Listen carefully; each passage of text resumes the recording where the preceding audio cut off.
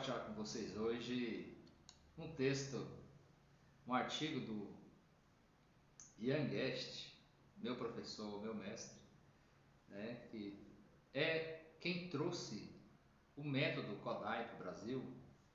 Ele é um dos precursores, né, do método Kodály aqui no Brasil. E ele escreveu um artigo muito interessante que eu quero compartilhar com vocês. Esse artigo hoje fazer alguns comentários também, né, chama Solfejo Relativo Por quê? Muito interessante. Então, leio aqui com vocês. Então ele diz assim: um assunto intrigante, cantar, batucar, dançar, festejar, cultuar, regozijar, lamentar, né, acompanhar. O homem desde os tempos imemoriais, né, já trabalha com a música, já a música é como se a música já fosse a primeira língua, né, da pessoa, do ser humano, é a música. Então, no ritual da música, de natureza essencialmente participante, coletiva, o fluxo das melodias não cessa, não passando por movimento e descanso. Então, assim, é como falar, né? A música, ela passa por esse movimento e descanso, né? Lá, do, lá, mi. Olha o descanso. Lá, do, lá, mi, ré. Lá, do, ré, mi, do, lá. Mi, sol, lá, ti, do, lá. Então movimenta, tem um descanso, movimenta, tem um descanso novamente, da mesma forma que acontece com a nossa língua materna. A gente tem uma hora que a gente está falando e em outro momento tem um descanso, né? Tem um repouso. Então é dessa forma, né, que a música era vista, né? Então aí ele continua aqui: nos últimos séculos a música sai do culto, passa de ritual a entretenimento, e vira um entretenimento, né? Porque antigamente, lá bem, o Kodály fala, inclusive, né, que a expressão musical pelo solfejo relativo é uma atividade milenar. Então era feito no ritual, era assim uma espiritualidade, aquilo era muito natural, né? Então, continuando aqui, surge o público pagante e o músico remunerado. Ouvir música pelo ingresso pago, mas não participar. O que é isso? Não participar. Hoje, às vezes, a gente escuta uma música, mas escuta, às vezes, de uma forma muito passiva, né? Não criativa. A gente escuta, a gente gosta, tem vamos dizer assim, um contato emocional com a música, a gente sente, né? Agora, o que ele está dizendo é que às vezes a pessoa não participa, às vezes tem a banda lá tocando, mas a pessoa não participa do quê? Da música em si que está sendo tocada, né? Ou mesmo quando participa, participa de um jeito não tão consciente, né? Antigamente, no caso, né, nessa época que o Kodály está dizendo e que o Ian está dizendo aqui nesse artigo, as pessoas participavam, era comum, né, participar, todos cantavam e entendiam a música como uma língua. E aí então surge o público pagante, né? Cobra, né, criar um enredo, uma aventura de prender a atenção, emocionar e evitar sua evasão, ou seja, um jeito de prender, né, o espectador, o ouvinte ali naquela música que está sendo tocada. Vamos dizer assim, ele não é um participante ativo, né? Ele é convidado a ouvir aquela música e interagir de uma forma passiva mesmo, né?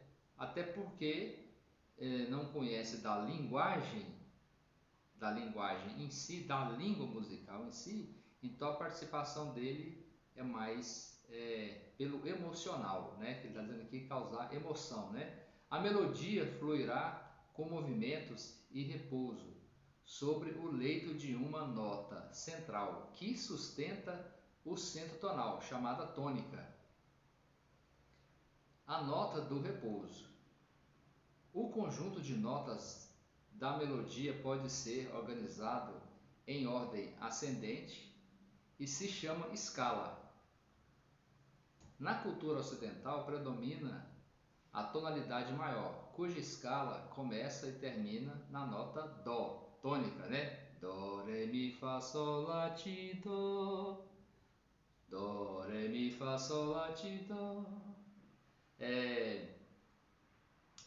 Dó maior, né? E ao lado da tonalidade menor, começando, né? E terminando na nota Lá, na tônica Lá. Lá, Ti, Dó, Ré, Mi, Fá, Sol, Lá, Sol, Fá, Mi, Ré, Dó, Ti, Lá, Mi, Sol, Lá. Né? Então, assim, outrora, continuando o texto, outrora a música era cantada e tocada numa altura confortável, não determinada. Olha só que interessante. A música era tocada numa altura confortável para a pessoa cantar. Não tinha essa coisa de tonalidade, frequência, lá 440. Então a pessoa cantava livremente, na altura que era confortável para a voz dela. Da mesma forma como a gente fala numa altura confortável para a nossa voz. A gente não fala nem muito agudo nem muito grave. Então, para cantar da mesma forma, vou achar, por exemplo, um Dó para mim aqui, uma altura, né? Dó, Mi, Sol, Dó, Mi, Sol, Fá, Sol, Mi, Fá, Ré, Ti, Dó, Ré, Dó, Ré, Mi, Dó, Sol, Sol, Lá, Dó, Ré, Mi, Dó, Ré, Dó, Ré, Mi. E fazer isso com naturalidade, como se eu estivesse conversando nessa língua, né? Não preciso necessariamente ter um instrumento para cantar, né? São coisas distintas. O cantar e o tocar são coisas distintas. E o Ian Guest fala uma coisa interessante, que ele diz assim, que a leitura vocal inevitavelmente leva à leitura instrumental. Porque se eu sei a língua, então fica mais fácil de eu saber escrever. É como se eu estivesse escrevendo no meu instrumento, né? Então, continuando aqui, né? Até que com o avanço de complexidade da prática musical, a afinação dos instrumentos precisou ser padronizada para o conjunto instrumental e vocal, não desafinado. Olha só. Então, com a invenção dos instrumentos, com a evolução dos instrumentos, né, e para que todos tocassem juntos, cantassem, né, com a orquestra, então houve uma necessidade de se padronizar a afinação, porque senão cada um ia cantar numa altura diferente. Aí com essa padronização da afinação, o que acontece? As pessoas foram perdendo, né, isso com o tempo, o hábito de cantar na sua altura confortável. E com isso, essa consciência musical foi deixando, vamos dizer assim, enfraquecendo. Que é justamente o que o Kodai ele quer resgatar. Ele, no discurso dele, ele disse que essa prática do solfejo relativo não foi ele que criou, ele que inventou. Tanto é que ele nem queria que fosse chamado de método Kodai, porque ele diz que isso já é uma prática milenar, ele só estava trazendo isso para o presente. Então, com a invenção dos instrumentos, com a elaboração dos instrumentos, houve-se a necessidade de padronizar essa afinação, né? Que é o que o Ian está falando aqui nesse texto, né? Nesse artigo dele, que muito bom, né? Precisou ser padronizada para o conjunto instrumental e vocal não desafinado. Tonalidades convenientes escolhidas em função da sonoridade e facilidade de execução.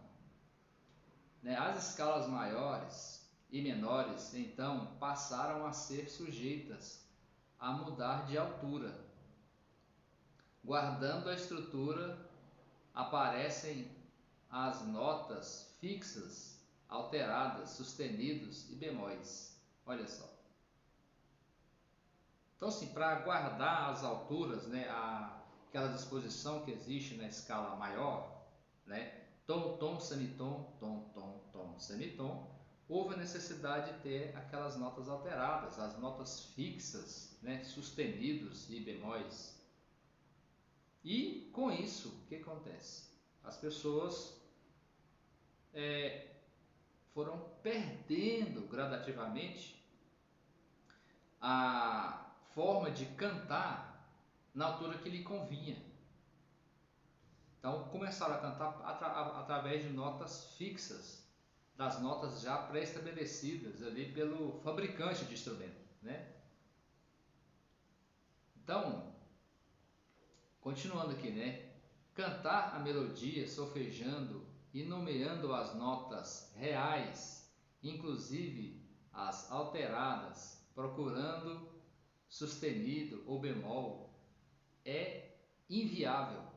Olha só, ele dizendo que é inviável. Sua prática deixa de criar um reflexo. Não passa de informação. É mero exercício de raciocínio e, no fim das contas, uma acrobacia cerebral. Esse tipo de solfejo deve ser descartado. Olha só o que o Ian Guedes está dizendo. Procurar cantar as notas fixas na altura delas, fixas, Fá sustenido, Mi bemol, o jeito que está ali no piano, Sol sustenido, ou mesmo as notas naturais, Mi, Fá, né, ali na altura absoluta, é um solfejo inviável. Por que ele é inviável? Porque ele deixa da gente pensar no reflexo. Vamos examinar o que é esse reflexo que o Ian está dizendo aqui. Ele fala aqui, né? Sua prática deixa de criar um reflexo. O que ele está dizendo aqui com reflexo? Eu perguntei ele isso uma vez por e-mail e ele me respondeu. Eu achei muito interessante. O Ian, ele falou o seguinte, que o nosso reflexo é a escala de Dó maior. Dó, Ré, Mi, Fá, Sol, Lá, Ti, Dó, Dó, Ti, Lá, Sol, Mi, Ré, Mi, Dó, Mi, Sol, Dó, Sol, Mi, Dó. Esse é o nosso reflexo.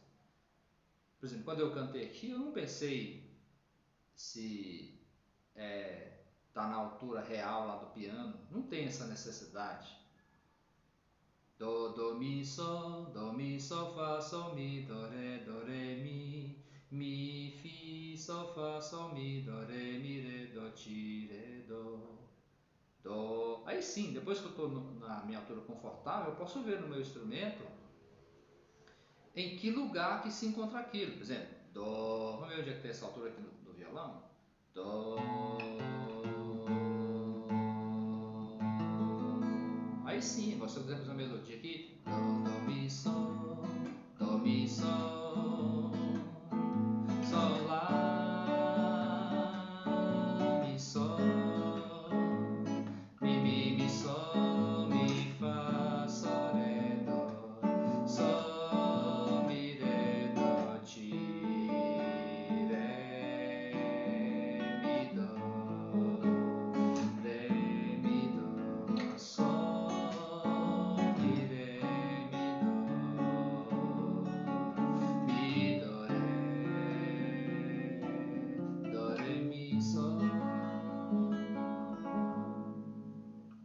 preciso dessa altura das notas reais, porque quando eu vou procurar na altura nas notas reais ali, na nota do solfejo absoluto, né, é uma acrobacia mental. Ou seja, tem que ficar pensando onde é que está cada nota, memorizar a altura das notas. Esse jeito de solfejo, ele é inviável, que o Ian está dizendo. Por quê? Porque eu vou pensar nota por nota, não vou pensar no contexto. Quando eu penso no reflexo, Dó, Ré, Mi, Fá, Sol, Lá, Ti, Dó, Ti, Lá, Sol, Fá, Mi, Ré, Dó. Se estiver muito agudo, Dó, Ré, Mi, Fá, Sol, Lá, Ti, Dó, Ti, Lá, Sol, Fá, Mi, Ré, Dó. Dó, Ré, Mi, Fá, Sol, Lá, Ti, Dó, Ti, Lá, Sol, Mi, Ré.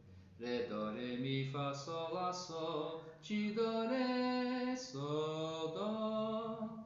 Ou seja, aqui eu tenho um reflexo, né? Eu tenho a altura das notas do som, dos intervalos. Então eu não tenho que pensar na altura real das notas. Eu penso assim, esse é o reflexo. Esse reflexo que a gente não deve perder ele. Era por esse reflexo que as pessoas cantavam milenarmente. Milenarmente, como diz o Kodai, né? Então, nesse sentido, não querer cantar a nota real, cantar a nota ali pela frequência dela. A frequência das notas, ela é importante para o fabricante de instrumento, não para o cantor, não para o músico. Ok? Continuando aqui, né? Então, o texto, né, então diz, né? Esse tipo de solfejo deve ser descartado. Continuando, por outro lado, nosso velho companheiro, o Dó maior, já se tornou o nosso reflexo. Isso que ele está dizendo, o reflexo, né? Dó, Ré, Mi, Fá, Sol, Lá, Ti, Dó. Já se tornou o nosso reflexo. É tão fácil solfejar em Dó maior. Podemos levá-lo a tiracolo para qualquer tom, qualquer altura. É o chamado Dó móvel. Que alívio! Cantar sempre em Dó maior ou em Lá menor. E em caso de mudar de tom, modular, levá-lo na garupa. Eu acho muito interessante essa fala, né, do Ian, porque isso é uma realidade. Porque se a música muda de tom, eu levo o meu dó para lá também. Se ela sobe ou se ela desce a armadura, eu estou sempre em dó e sempre cantando certo, do jeito certo. Né? Não tenho que me preocupar com armadura, com clave, com sustenido, com bemol, porque eu vou estar sempre ali dentro desse reflexo de dó. Por exemplo, dó, ré, mi, fá, sol, mi, ré, mi, dó, mi, ré, dó, mi, sol, mi, ré, dó, ti, sol, ré, mi, dó. Um exemplo, né? E mesma coisa com a escala de Lá menor. Lá, dó, mi, ré, mi, sol, mi, ré, dó, lá, ti, dó, ré, lá, dó, ti, lá, mi, sol, lá, mi, ré, dó, mi, sol, mi, lá. Para onde a melodia subir ou descer, eu sempre vou estar, como se diz, vou estar em casa, porque eu estou dentro do reflexo, Dó ou Lá menor, né? Então é isso que ele diz aqui, né? Continuando, ele fala assim, mas muito cuidado, no discurso musical e na notação em pauta, somos obrigados a usar os nomes fixos, ou seja, no sistema absoluto. Assim, deparamos com a dualidade da nomenclatura Dó-Ré-Mi no Brasil e no Brasil em seu uso, né, Dó-Ré-Mi, no sistema absoluto e no relativo, cantamos no relativo e conversamos no absoluto. Entretanto, essa dualidade não nos incomoda, ela ocorre também nos idiomas. Então, o que ele está dizendo com isso, né? Quando a gente for cantar ou improvisar, a gente sempre pensa em dó. Dó, mi, sol, dó, mi, sol, mi, má, ré, dó, mi, dó, ti, dó, ré, sol, dó. E quando for falar, por exemplo, falar nas notas fixas. Por quê? Porque às vezes pela nota fixa fica mais fácil da pessoa compreender. Ó, tu toca isso, não, isso aí é um Fá sustenido. Por exemplo, vamos supor, tô na armadura, 4 sustenidos na armadura, corresponde a um Sol sustenido. Então eu falo Sol sustenido para a pessoa, mas na hora de eu cantar, eu canto falando Mi. É isso que ele está dizendo aqui. Continuando o texto dele, afirmar que o som da nota Lá deve vibrar 440 vezes por segundo, 40 vezes por segundo, seria tão absurdo como atribuir a cada semínima 1 segundo de duração. Ora, a altura e duração são relacionadas com o contexto da música e não com o gerador do som. Já o fabricante de instrumento, ao contrário, produz nota por nota, cada uma com as respectivas vibrações determinadas e padronizadas. Veja só, quem lê a melodia ou solfeja ignora a fonte de cada nota, embarca num tobogã e segue sua topografia. É subir, descer, respeitando o tempo e duração. A melodia não é feita de notas, e sim de movimento linear. Olha só o que ele está dizendo. Então a melodia não é feita de nota por nota, é feita de movimento, né? De frase, de contorno. Lembra quando às vezes a criança vai ler, está aprendendo a ler ainda, né? Que ela lê sílaba por sílaba? Eu sei caminhar. Um exemplo, quando a gente está aprendendo a ler, a gente lê assim. É como se a gente estivesse lendo nota por nota. Não está vendo a frase, o contexto todo. É o que ele está dizendo. A nota em si, por ela mesma, ela é importante pro fabricante de instrumento. Agora, para o músico, não. O músico, quando ele vai pensar numa melodia, ele não pode pensar nota por nota. Ele tem que pensar no contexto, no que está lendo ali, no que está sendo, no que está escrito, ou no que ele vai improvisar, no que ele está ouvindo, no que ele está percebendo. Da mesma forma, por exemplo, quando a gente vai ler um texto, né, a gente não fica pensando, nossa, como é que a pessoa criou essa palavra, ou de onde surgiu o alfabeto, né? Sei lá. A gente lê, naturalmente, lê ali as palavras, né? Então, continuando aqui o texto, né? Tudo isso é representado brilhantemente na pauta musical, onde a melodia é colocada na dimensão espacial, bem visível, a ser reproduzida pelo audível, já que o visual oferece uma assimilação mais imediata. Ou seja, né, eu posso criar uma melodia, por exemplo, aqui.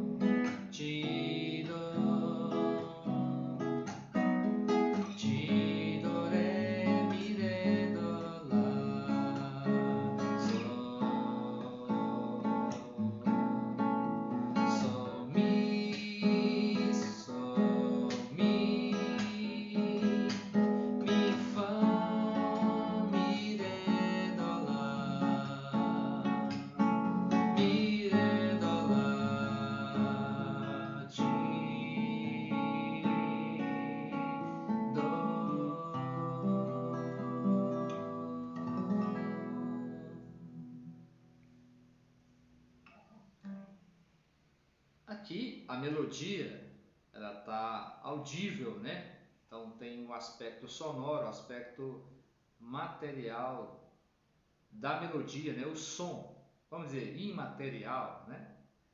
Agora, quando eu pego esse som e escrevo na partitura, é o que o Ian está dizendo, ele é materializado na partitura. A pessoa pode ver a partitura e cantar as notas, ouvir as notas musicais, né, que está ali na partitura, de forma imediata.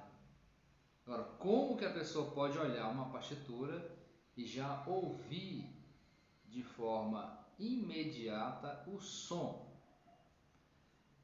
Ela só pode fazer isso se ela já tiver consciência do som. Se ela já tiver consciência do som, já saber como que aquele som é produzido. Ou seja, a partitura vai ser apenas, já falei isso aqui já algumas vezes, né? Mas a partitura é a representação gráfica do som que já é familiar para mim, que já é familiar, que eu já conheço. Não é estranho para mim aquele som, né? E o compositor, educador e folclorista húngaro Zoltán Kodály, 1882 a 1967, não foi um inovador no processo da alfabetização musical, nem mesmo consentiu que o método se chamasse Kodály. Olha só. Mas foi vencedor num concurso mundial sobre métodos de musicalização e educação com a proposta de usar a ferramenta da voz e ser destinado a todo cidadão. Apenas sugeriu voltar à prática milenar de cantar em dó maior, até mesmo confirmando a disposição das notas, tão bem visualizadas no teclado, ou seja, anotar a melodia no espaço e lê-la no tempo. Segundo ele, e confirmado pela tradição histórica, transformar o desenho gráfico da linha melódica em som é intuitivo, é surpreendentemente imediato, desde que se desenvolva o reflexo de dar nome às notas em dó maior. Olha só, quando a gente aprende a fazer essa prática em dó, né, esse jeito de ler uma partitura, ele é quase instintivamente, ele é quase assim, assim, naturalmente a gente faz isso. Então, o Kodály, ele quis resgatar isso, trazer isso de volta, né? Esse reflexo de ler a partitura da mesma forma que a gente consegue ler um texto na nossa língua materna. Então, esse foi o objetivo dele, né? E achei interessante que ele mesmo não consentiu que fosse chamado método Kodály,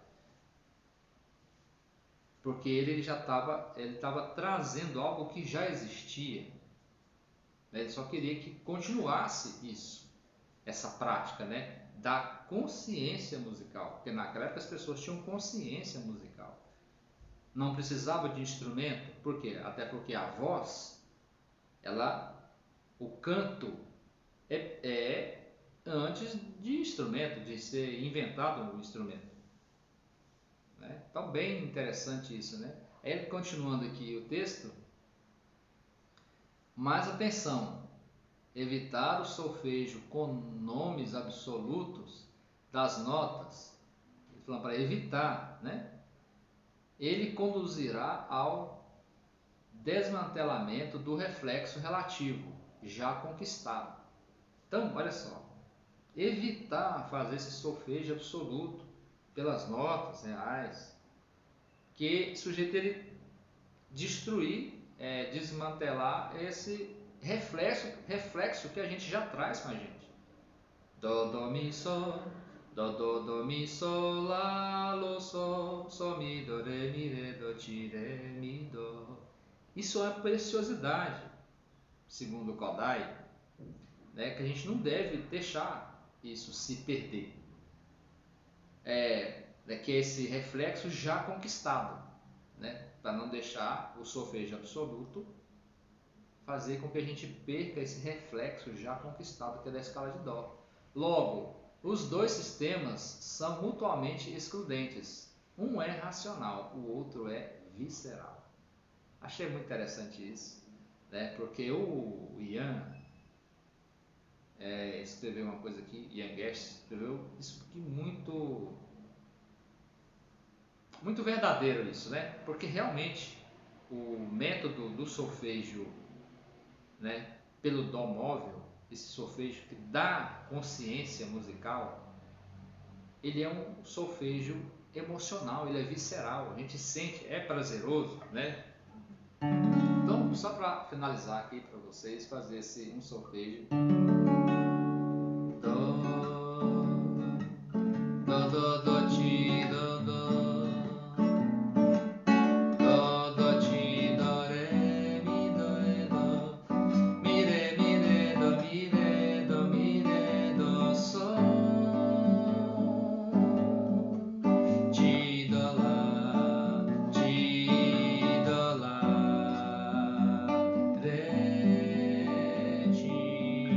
sol, do, re, mi, re, do,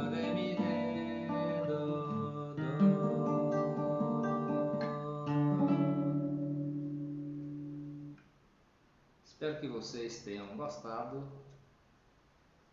Curtam aí o vídeo se tiver gostado e até o próximo vídeo.